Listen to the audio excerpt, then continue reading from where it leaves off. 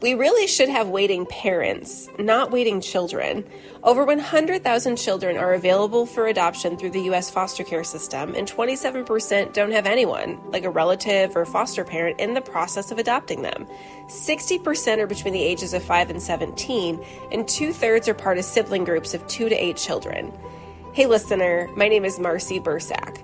My husband and I chose adoption as our plan A. After blogging about our journey adopting a sibling pair, I began mentoring families right in my own living room. That passion grew into the Forgotten Adoption Option, a nonprofit I now lead as a volunteer while working full-time in the tech industry. From my blog, 3 books, app, and classroom lesson to now a 45-minute course called Foster Care Adoption Simplified, which you can find at ForgottenAdoptionOption.com, I've created practical, heartfelt resources to help families navigate the foster care adoption process. As you listen to this episode, I encourage you to ask yourself, who in my circle needs to hear this? It's often people in what we call helper professions, people like therapists, nurses, doctors, police officers, firefighters, social workers, and teachers like my husband. These are the people who tend to step forward to adopt children from foster care. But this work isn't only about becoming an adoptive family, it's also about becoming an advocate and ally. Every waiting child deserves not just a forever family, but a community of people who champion their future. Whatever led you to this podcast, I am thrilled that you are here. My mission is simple, to help every waiting child be with their forever family. And that's exactly why I host this podcast. Welcome to the Forgotten Adoption Option podcast. In this episode, we're going to discuss how workplaces can honor National Adoption Month in November. When preparing Project Zero founder Christy Irwin's episode earlier this year, I learned that Walmart, which is headquartered in Arkansas, where Project Zero is based, is a strong ally and supporter of the adoption community. And y'all, we all have Walmarts in our community. I did not know how strong they cared about adoption, and I wanted to learn more. So thanks to friends of the Dave Thomas Foundation for Adoption, I received an email introduction to Kacie Alverson. Hey, Kacie. Hey.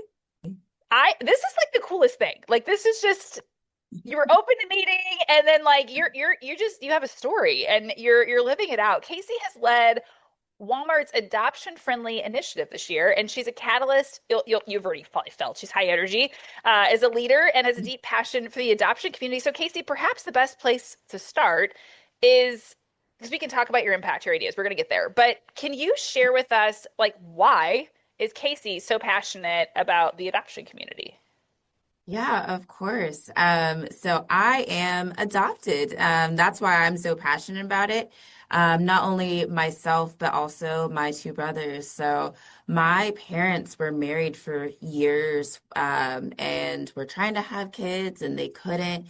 And they really wanted to be parents, so they went down the path of adoption, and they were the first ones in their family, so it was all like very new, and they went about it a couple different ways. And so my older brother is actually adopted from South Korea.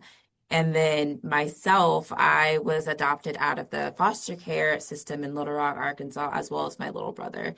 And so we have just like an incredible like blended family, and we've always been very open about adoption and teaching people about adoption. And I feel like my childhood, I always told people like, yeah, I have this really cool family, and this is we all look different, but we are like closer than blood. And still to this day, we're all just like super close, and we love to teach people about adoption. I created like little groups in school because it touched more people than everybody realized. So like all of my best friends that I still hang out with are all adopted. We all like went through it together. So it's really cool. You made it something you have in common. So listeners might be wondering, your youngest brother that was adopted through foster care, are you all biological siblings? Everybody thinks that we are, but no, we look alike, but we're not. Funny. And then were your parents driven as adoption as plan A, or did they have their own infertility journey? They had an infertility. Well, they told my mom that she was not able to have kids. And Oh, so that is why they went down the adoption route. But funny enough, at 44, she got pregnant with her one and only child.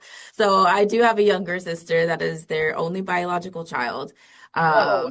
Yes, yeah. It was like the biggest shock for the entire family because nobody thought that she could have kids. So That's an incredible like full circle journey. And you mentioned starting like clubs in school. What grade are we talking about? Because we might have listeners who are like, my kids are adopted. What could they do? Is this like a high school thing or earlier? What did you do? no, it was middle school. And so actually, because we're all transracial adoptees, we used to have meet as groups as kids. So one of my best friends, Josh, me and him were actually in the foster care system together. And so when we got adopted out of Little Rock, I ended up in Rogers, Arkansas. He ended up in Fayetteville. So we're 20 minutes apart. And so our parents continued to meet and bring us together. And in middle school, that's when we really started, like, we would hang out at the park with our families and stuff. And then, life happens and you get busy.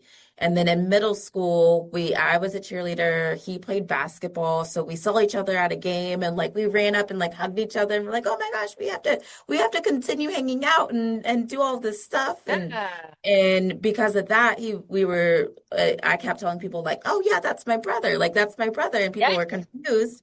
And then I was like, oh, well, we were adopted and like, going through all the stories. And then people are like, oh, well, I'm also adopted. So it just kind of grew from us sharing our stories. And so there's people from my school district and people from his. And so it just started like that in junior high. And then we continued to hang out in high school. And then in college, we all went to University of Arkansas together. And so our group continued to expand because we were all hanging out. And now like all of our kids, like, everybody calls each other siblings, like our Yeah. kids call each other cousins. Like it's just, yeah, we're like one big mixed family. That is so beautiful, Casey. So I've got a couple questions. One would be how what you said it was Josh. How did you and Yeah. Josh, like when you said you were in foster care together, you're not in a group home. How did you all know you were both were in foster care at the same time? Oh, our parents. Our parents had like pictures of us as babies because the foster mom had all these pictures of us together and You had the they same foster they like parents at one did, point in time? yes. Yeah. Oh yeah. It's actually there was four of us. So Josh, his myself, then Dylan is after us. Dylan actually got adopted with Josh a couple years after. And then my brother Chance. And so same foster mom, like she like always had her house open, took as many kids as possible. But yeah, there's Yeah. pictures of all of us. And so Josh and Dylan got adopted together, and then myself and my little brother. That is wildly beautiful. Because listeners, I know some of Yeah. you are like, oh, wow, the kids that I've fostered, like, look what they can go do together. So the other part that's just sticks out to me, Casey, and I know this is actually part of why I was like, you have to come on my podcast. I have been amazed at how open, like not as an adult because you went through your own work, because I know there's a lot of like trauma and things that adoptees work Yeah. through, but you were growing up knowing that this was just part of who you are and you were proud of it. Like, where did that come from? My parents were absolutely, I mean, so my parents are white. I'm black. I have an Asian older brother. My little brother is black. So you see all of us together and everybody's like, who are these people? And we're like, yeah, we're a family. So we were pretty open about it just because as soon as we walk in somewhere, everybody's like, oh, who's this bunch? And it's the early 90s. So a lot of people weren't used to seeing all of us together. But you And weren't like so, annoyed by that? I mean, because as appearance, right? Like it's very obvious, right? Like that yeah. way. But I'm curious, like it didn't annoy you? Like did your parents have to go through any sort of humility, or did you never have like a jarring Oh, experience of yeah. that? Okay. Oh yeah. Oh, there were several. Yeah, there were several times where my parents got pretty frustrated and they're like, "We're a family. Like, don't you see this?" And then people would ask me like, "Oh, who do you belong to?" And I'd be like, "My parents, like right here." Like, Yeah. duh. And then, they would get defensive. But Yeah. yeah, I mean, there were several moments, and then I also had family that lived in Harrison, Arkansas, which if you don't know about the lore of Harrison, Arkansas, that's where like the KKK is. And so I remember going and Oh, visiting family there, and we went to church, and then someone's like, "Who is this Black child in this church with us. Oh, And whoa. then my parents like erupted because they're like, that's our child, and all of the Exactly. things.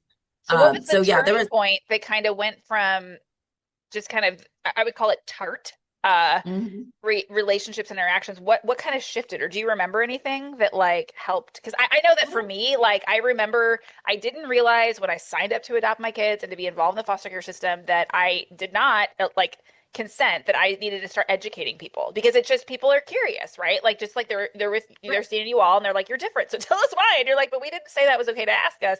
But it's like I had to go to do Right. my own internal work of like, Mercy, people are asking because they're curious, and it comes out sideways because no one's taught them. And so I'm curious, like, what was happening for you all to kind of make that shift to be more just open?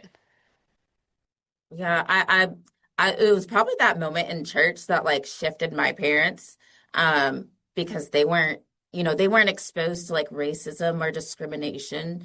And then especially so like I think that was like a pivotal point for them to like, I don't know, like see the world a little bit differently. I think also when I was a teenager, I was like 13 or 14. I remember going to the mall and we were shopping at the Buckle, and because that was what was trendy right then. And I really Totally. wanted new jeans, and I was like, Mom, I really need these jeans. And I remember walking around, and my mom turned around and said something to a store associate. To me, I didn't notice. My mom was Mm, watching me, and I was like bringing stuff, picking it out and showing her. And she realized that the store associate was only watching me in the store. And so she said something to them. And so I think it was like a couple of like it happening once as a young hmm child, and then and now as a teenager, I was being like watched even more harshly.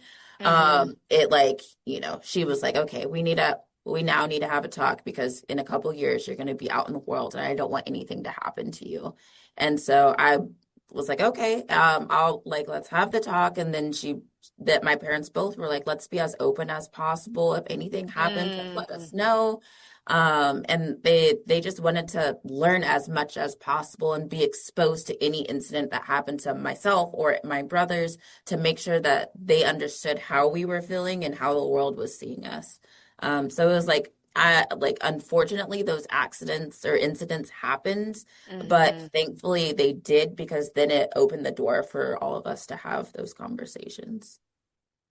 Which is a great perspective, because life kind Yeah. of does that to us. And I love that, like, to me, I guess my children are a different race. They are Hispanic, and you really only notice in the summertime when they're darker, and I can spray tan and kind of get there. And so it's not as like apparent, right? Like, I Yeah. know my husband as a teacher has been their teacher, and people have told my kids when they're younger, like, you're not adopted, like, that's your dad. Because, like, they don't see that racial contrast. And so I Yeah. love that. To me, what I'm hearing in some ways, so you mentioned the transracial adoption, like, there's no hiding it. Like it just is, right? Like people see and people then guess or wonder. And so I love, thank you for just letting us hear how that opened for you, Yeah. and the path you had to go on, because yeah, humans are not perfect. I'm not a perfect person. And I think people don't realize, right? Like we don't know what we don't know. And so it's helpful to see kind of, okay, this is how your family went through it. And as a result of that, here's how you've grown for the better, like, and now and it just is, and it's unfortunate, but like it's okay, because like we can continue to grow, and look how that led you in middle school to, Yeah. like, you could probably reminisce about some of the similar scenarios you all had gone through. And so Kacie, to your now career adult job, so how long have you been at Walmart, and then what inspired you to create an event specifically for National Adoption Month? So I've been at Walmart. I'm a boomerang, so like off and on for the last 10 years. And when I first started at Walmart, I remember, so this was like back in the day before, technology has really taken over, because nobody prints things off anymore. But we had a bulletin board, and someone had printed off a sign, and it was a woman who was looking to explore adoption. And so she basically had a little poster and was like, looking to find people to talk about adoption and foster care. And so I saw the bulletin board, I saw the little printed flyer, and so I reached out to her and I was like, "Hey, I'll be open to chatting with you. Aw. I'm an adoptee. Like here's a little bit about me and my family. Let's set up time to chat." And so we started talking and sharing stories, and she was asking me all these questions, and I was very open. I've always been super open. So if someone has a question, I'm going to answer it because whether they're asking out of curiosity or if they're asking to go down that path, I'm going to answer them either way. And so we had that conversation, and then she's like, I think more people can benefit from things like this. And so Mm-hmm. that's basically how it got started, is all from a conversation out of curiosity. And so our first event, it was in the now old home office. And so we sent it out to the associates, blocked everybody's calendars, got an executive sponsor. A big Um, deal. yes, yeah. I mean, you have to have an executive sponsor to like put something on in the auditorium. And I'm so glad that we found someone who was passionate about it. And it was very emotional. We wanted to have we were like, we're going to kick it off with a bang, and so we wanted to have the most impactful program as possible. And so I got to share my story. I actually got to invite my whole family, and so there was a lot of tears. But we also invited some children. So you mentioned Project Zero. That's who we Yeah. partnered with. We actually had children from Project Zero Yes. come and speak and talk about what they've been through and why they wanted to be adopted. A lot of tears, so many tears. And actually, a couple of the kids got adopted because of that event, which is pretty incredible. Uh, Wow.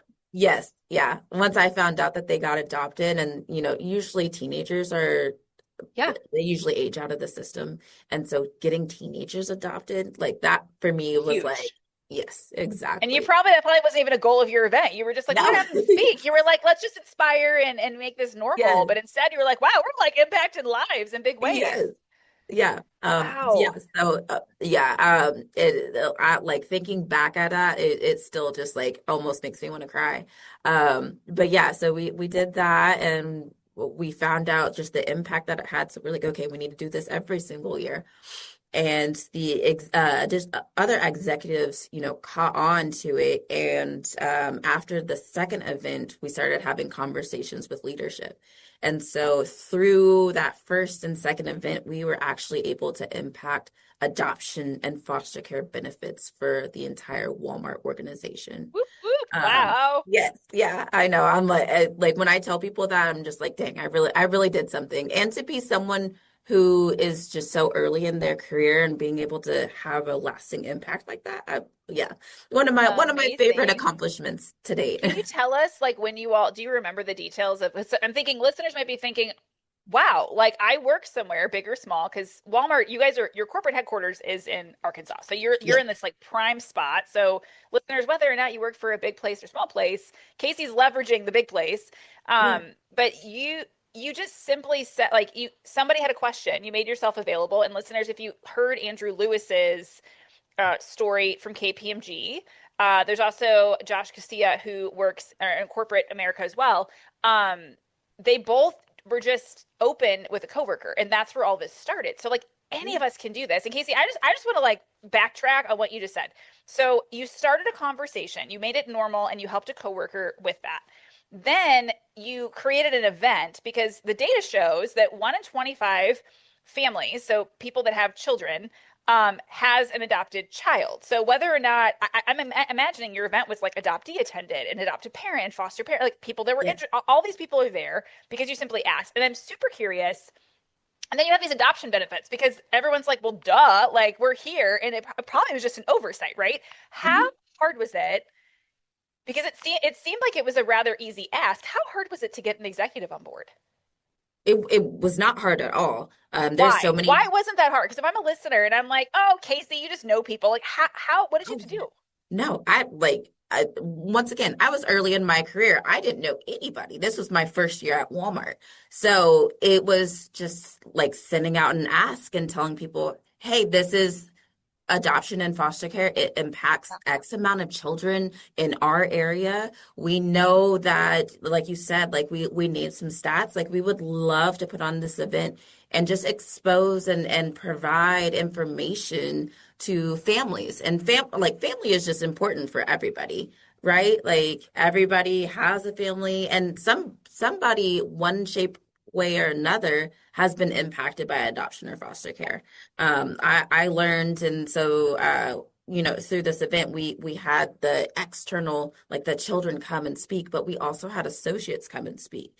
And so from sharing my story, others felt comfortable to share theirs. And so then you have these same-sex couples talk about adoption. We had a single woman come in and say she really wanted to be a mother, and so she did a single parent adoption.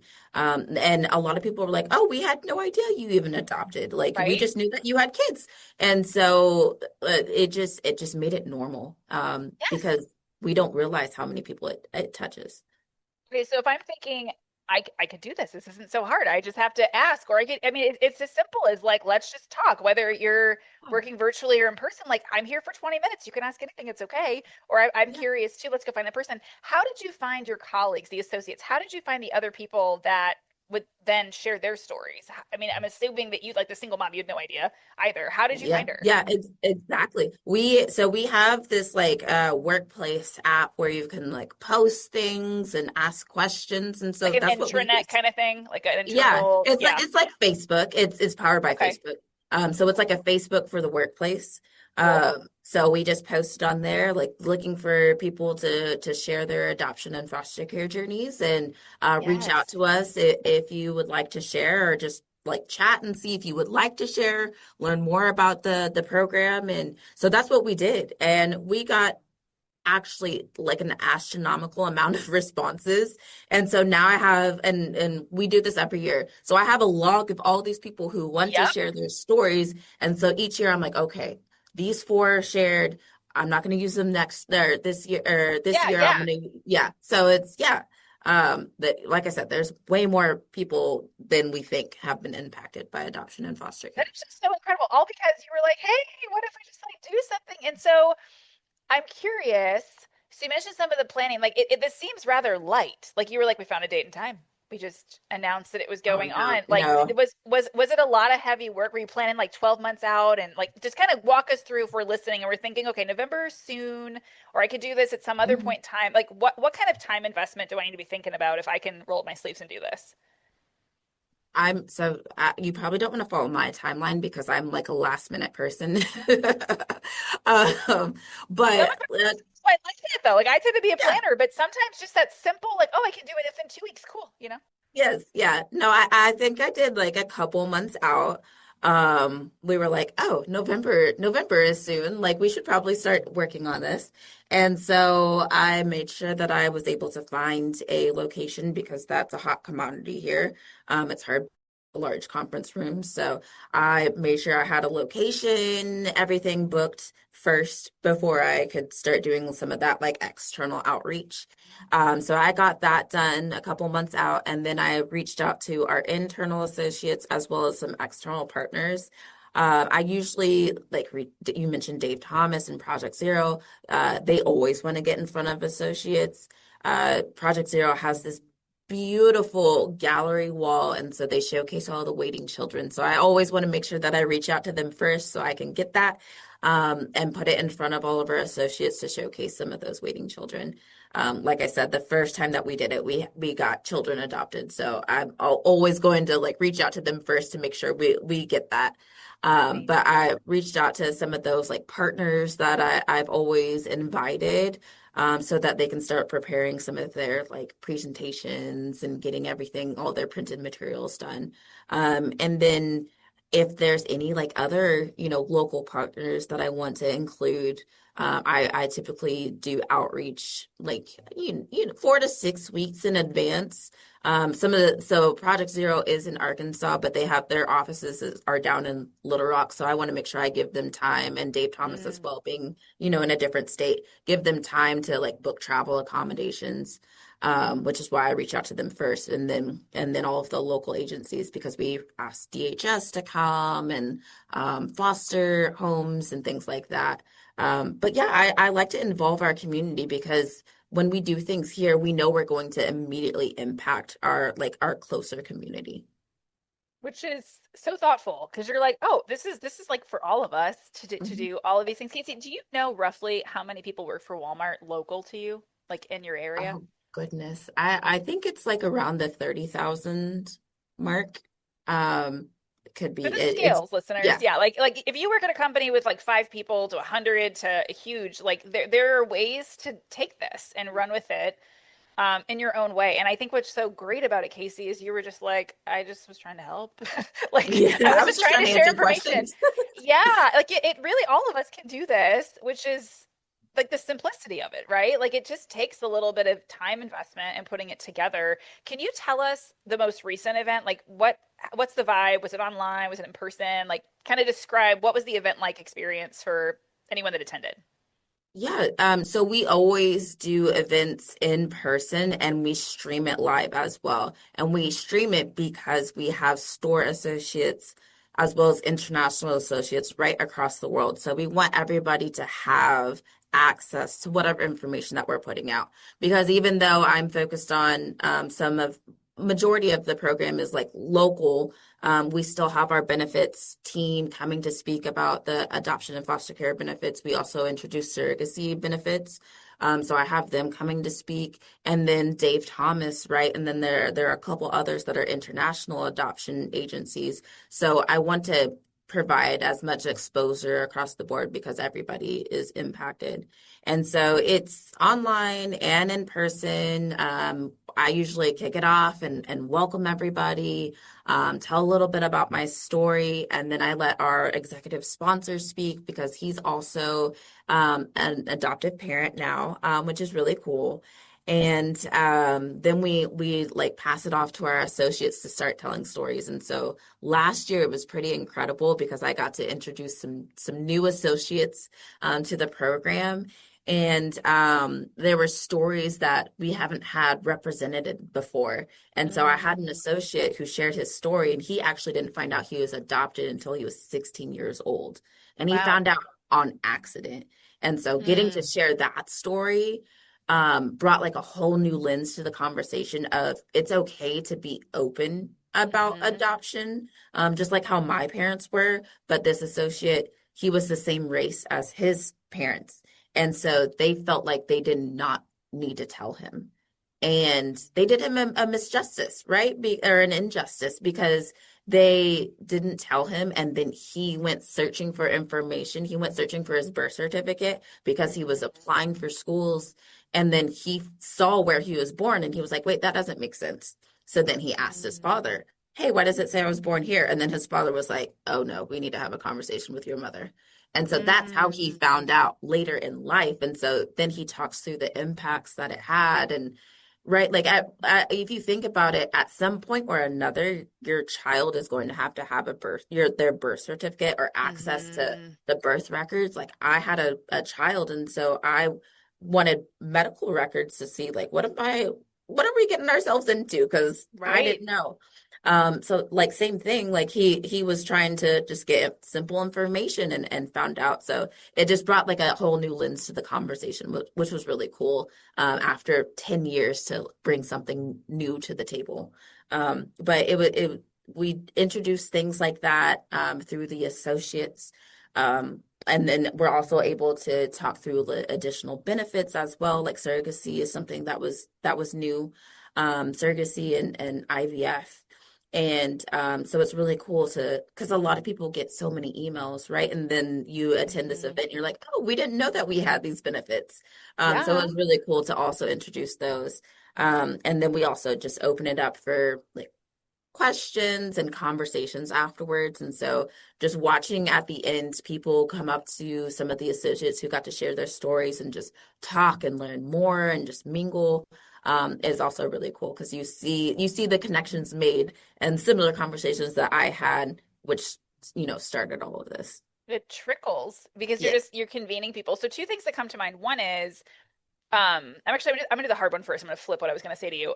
Okay. Listeners, if you're thinking, yeah, that happened to me. I found out later in life I was adopted. Or you're thinking, yeah, I kind of know someone's adopted and like they don't know in my family tree. This happens to me a lot. I've had families reach out that are like, this child moved in with me when they were really young and they don't know. And I want to give you space that like it does feel weird, right? And there's so many loaded pieces to this. And you almost said it, Kacie, with it in my newest book, that it's okay to talk about adoption because Susan talks about finding out later, and hers was a similar story to what you shared, where like it was loaded, but like it was suppressed, and some of it is sometimes adoptive parents because of their background they don't want to talk about it, and it wasn't really the kind of the trend to be so open. So some of that's just society, and some of it might be because of especially if I've seen that as families are overcoming an infertility journey, you cannot want to talk about it because it makes you feel like, well, I want to erase that part for my sake as the adoptive parent. That was not my husband and our intention. Like we did not travel infertility, so we've always been really open. But listeners, I just want to say to you, if this is you or this is someone you know, and you're like, they haven't disclosed this. There are tools. Like there are a lot of tools. And my best advice, I talk about this quite a bit, and it's okay to talk about adoption, is really to just be age appropriate. I have sat down with many families across the country and we've just role played. Like I'll pretend to be the parent, they'll be the kid. And it's really just being honest and it understanding that it is not a one-time conversation, right? Like in my own family unit, like we openly, our kids know, and we call them family conversations, and they can bring it up anytime they want to bring it up. And we always let them, know like if we know the information, sometimes we tell them we actually know the answer, but we're choosing to not tell you right now, but when you're older. And we always tell them, like, and if you disagree, just tell us because we might change our minds and shift. So I just want to listeners let you know this is not uncommon on what Kacie's sharing, but yet there are ways to just get the truth out. And I think that's my main message on that one. I just wanted to let listeners know that like this might have really struck a chord with you. Yeah. The other piece, Kacie, pivoting, this is the lighter one now that we've gone really, really heavy, is in terms of you said you get up and you kick off the event. All right, so I'm a Yeah. listener and I'm like, Kacie, that sounds cool. I don't do public speaking. And I feel like even in my own advocacy work, I'm like, yep, I just kind of had to step into this. What if I don't want to do that role? Or did you even yourself ever try to delegate that thinking, well, who am I? Who am I to get up there? Like, what advice do you have to listeners who might be like, that's cute, Kacie, but I don't want to get up in front of my colleagues?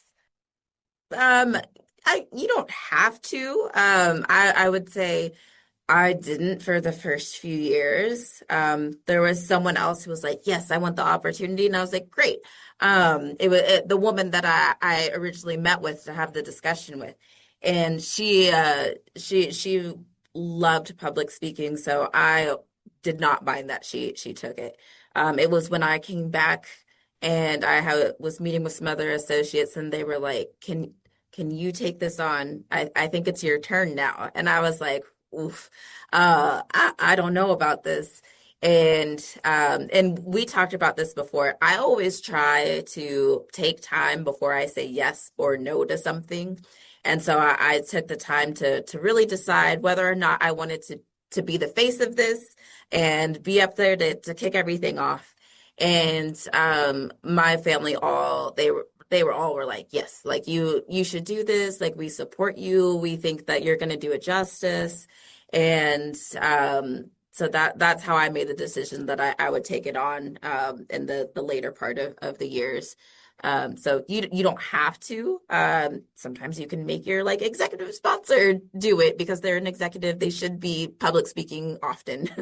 But you grew into it at the same time. So you were Yeah. yeah you probably didn't know when you said yes that it was down the road. And listeners, that doesn't have to be you. You could do this for one time only or for 7 years and still not be the one up there. So I just wanted to give you assurance that you don't have to be the one that's the face. Like that is completely okay. But I am curious, Kacie, would you say that there's like any, because we talked earlier, like size doesn't really matter. Like whatever size of your coworkers, or maybe you're even part of like an association, like there's many different ways you can take this. But I'm curious if you had to tell us like this is like the key ingredient or couple key ingredients that have really been helpful to making this a success. What would you tell us is like critical to planning an event like this?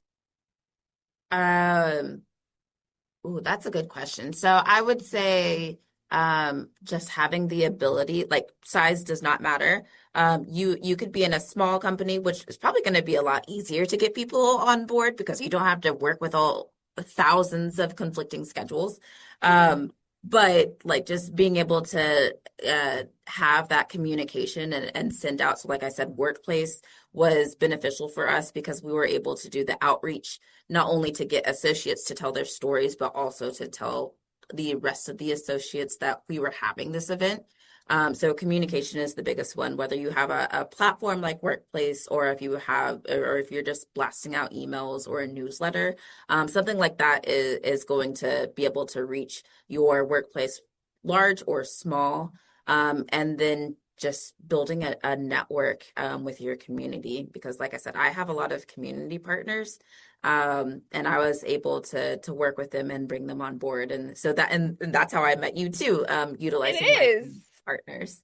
Yeah, and I would just echo to build on what you're saying. So listeners are thinking, well, what does my local community mean? So every state has a children's division, and they may or not be located close to you. So some of them it's like Department of Health and Human Services, some is Children's Division. You can figure that out. Just like go to your state, just like Google that one. And then Kacie mentioned Project Zero. So this gets a little complicated, but you can do this, listeners. Across the country, there's an organization called Heart Gallery of America. You see them in my podcast teasers. I have permission to use their photos. There are heart galleries around the country. So yours might not be called Project Zero if you're outside Arkansas, but there is a heart gallery, and you can go online and look for that too. You can go to Heart Gallery of America's website. You can find your local one. So you have this. It just might be a different name of something. And just reaching out. Like it really, Kacie, I think that's the coolest thing here is you're just like, I'm just a human being and Yeah. I have this life experience and I was willing to show up in that. And I've got two questions as we close. One is I know that sometimes when we think about being open, okay, that means everything's an open book. And I know there are a lot of boundaries, whatever part of this story we're in, whether we were adopted, whether we were aged out of the system, whether we have a surrogacy, whatever the journey is. I know open doesn't mean like 100% everything's on the table that I publicly share. I'm curious if you would tell us if we're thinking through, well, I've never done this publicly before. I don't actually want everyone to know certain things. What do you use as kind of your boundary framework? I'm I'm I am pretty much an open book except for telling my mother's story, my biological mother's story. And I only keep that off the table because she asked me to. So I respect her boundaries. Me and my biological father, we have a great relationship. And so he's like, yeah, you can tell the world, write a book, tell my story. So just knowing that for me, and I've always known that because we had a conversation before I started public speaking. I've always respected that. So I go through and I tell my journey. Meaning I was in the foster care system. I got adopted. Here's the things that I went through. I don't tell her story. So Mhm. I'm pretty open across the board except for that. Which I And so love that. I love that like you're protecting it because you have that you asked like you thought and I think it's as simple as that, right? That before you go and do these things, just have a little sit down with self of like, what do I want to share and not share? And if there are parts that overlap that impact someone else, like in my situation, we don't share a kid's backstory. That's not my story. Mhm. Like I'm the Yeah, adopted parent, and we don't talk about their biological family. Again, not my story. They want to come one day, cool. But like, I'm not gonna give you divulge details because that's not my story to share. exactly. So I love Kacie that it sounds like your family all around, both your biological and your adoptive family, like there's just been such great support for you through all of this. Oh yes, yeah. I talk about the conversation that we had when I was 16, and I had reached out through my caseworker to get in contact with my biological mom. But I did a DNA ancestry DNA at 18, and I actually didn't find my biological father or siblings until I was 28 years old, so 10 years later. But through all of that, it's been 5 years of getting to know him, my siblings, and having those conversations. And yeah, they've been incredibly supportive. I actually was telling my dad yesterday, I was like, I'm doing this podcast. And he was super excited. And he was like, I just love that you are so open and you're sharing your story. And he actually said the same thing too, that he wants me to share the story because it's my story to share, which is why Mm. he told me I could share whatever I wanted because it's my journey. And he wants me to be able to speak to it. But yeah, it's they are all super supportive on all sides, and it's pretty incredible. I'm getting teary-eyed over here. I'm just like, I don't even know your dad, but man, I can, as a parent, I can feel how proud he is Mhm. and how trusting he is. And he's like, I see that you're using this for good, Kacie. Like, yes, like let's help more families, more kids. And so as we conclude, I'm curious, specifically for adoptees who might be listening, what would you tell them about the value of the story, like the value of their personal story and what that impact can have on their workplaces and in their communities? I'll start with the communities. I think I've impacted the communities more than anything, which is incredible. So I talked about children being adopted, and for me, that's like the ultimate gift from all of this. For associates, it's also providing them an avenue to share and like come to work and be their authentic self.